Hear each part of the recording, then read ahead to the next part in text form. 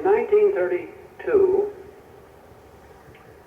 I was sitting one day in the lab, all harnessed up for someone who was going to record my breathing.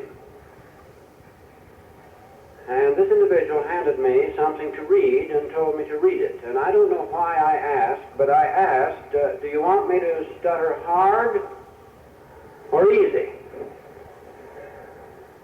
I know that there was some kind of background for that. I had, for instance, read Knight Dunlap's ideas, and I had spent a year around Bringleson, and by this time I knew Van Riper.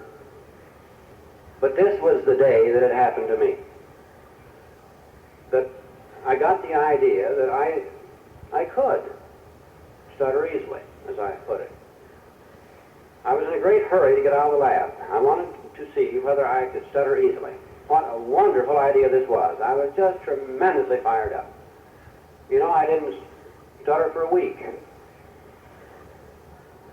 I didn't know why then. I think I do now. I wanted to stutter. And, as I think I found out later, I think this is true, the behavior that we call stuttering consists of the things we do trying not to stutter. But that week, I wanted to stutter. I wanted to find out how easily I could do it. Well, this was one of the things that happened to me, which left me never the same since. As far as I knew, I had tried one time or another, more or less well and conscientiously, almost everything that I'd ever heard of to talk better. And I learned that I could stutter rather easily.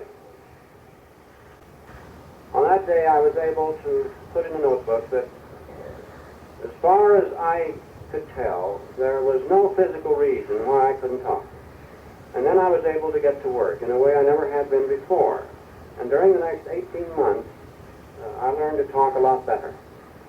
And I did it by talking a lot and by doing something which is a little hard to describe, but it was a kind of an effort to go ahead and stutter, I guess.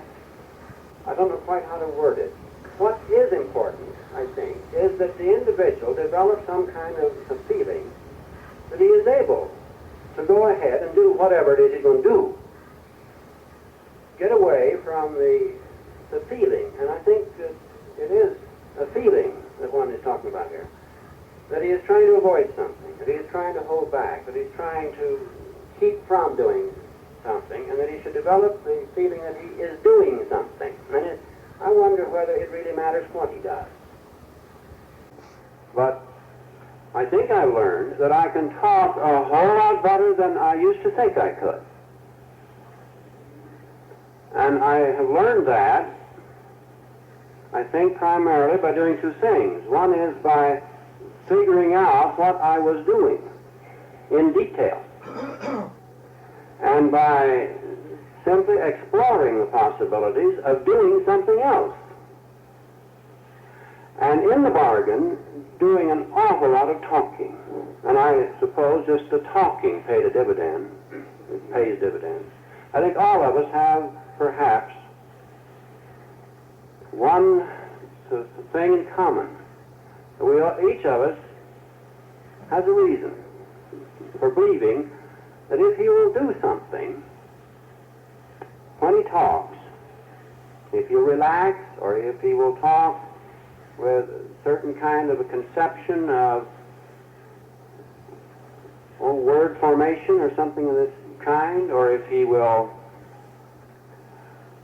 talk at a certain rate, or if, as in my case, it's a little complicated, he will feel that he can talk if he doesn't try not to stutter, well, then we talk. And talking is awfully good for a stutter.